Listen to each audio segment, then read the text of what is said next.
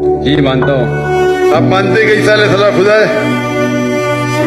Doctor صاحب میں مسلمان ہوں، آپ مسلمان ہیں؟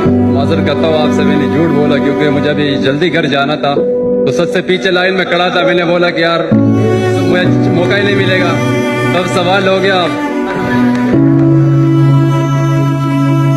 تو اگر آپ مسلمان ہیں تو آپ نے بہت بڑا گناہ کیا۔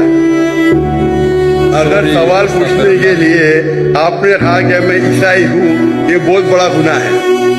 میں توبہ کرتا ہوں اللہ سے۔ اللہ کلمہ پڑھیں گے؟ جی، کلمہ پڑھو ابھی سے۔ لا الہ الا اللہ محمد رسول اللہ۔